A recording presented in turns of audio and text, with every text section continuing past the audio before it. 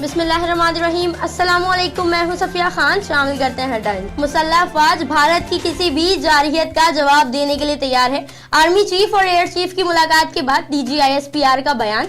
दोनों मुसल्लह अफवाज के सरबराहान ने ऑपरेशनल तैयारियों और बाहमी कोऑर्डिनेशन पर इत्मीनान का इजहार किया। आर्मी चीफ का हेडक्वार्टर रावलपिंडी का भी दौरा। मियां साहब को इस्लामाबाद हाई कोर्ट से रिलीफ न मिल सका, तिब्बी बुनियादों पर सजा मुअत्तली और जमानत की दरख्वास्त मुस्तरद। इस्लामाबाद हाई कोर्ट के 2 रुकनी बेंच ने महफूज फैसला सुना दिया। पाकिस्तान में रजिस्टर्ड अफगान मुहाजिरीन बैंक अकाउंट्स खुलवा सकते हैं, वजीर आजम का बयान। कहा, बैंक अकाउंट खुलवाने से रजिस्टर्ड अफगान मुहाजिरीन मुल्की मईशत का हिस्सा बन सकेंगे। एमनेस्टी इंटरनेशनल की जानिब से फैसले का खैर मकदम। कहा, दुनिया ने पनाह गजीनों से मुंह मोड़ लिया है। पाकिस्तान ने पनाह गजीनों की इज्जत नफ्स बहाल करने के लिए जबरदस्त इकदाम करार।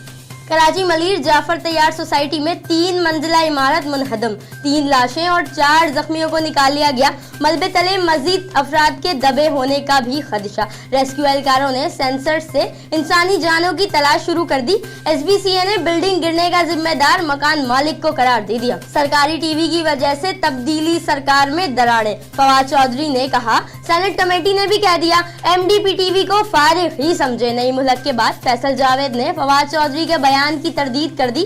कमेटी ने ऐसा कोई फैसला नहीं किया। वजीर आजम मामले को खुद देख रहे हैं, तनाज़े का हल भी वो ही निकालेंगे। लाहौर में हादसा, 2 मेट्रो बसें आपस में टकरा गई, खातून जान बहक, मुतादिद मुसाफिर जख्मी।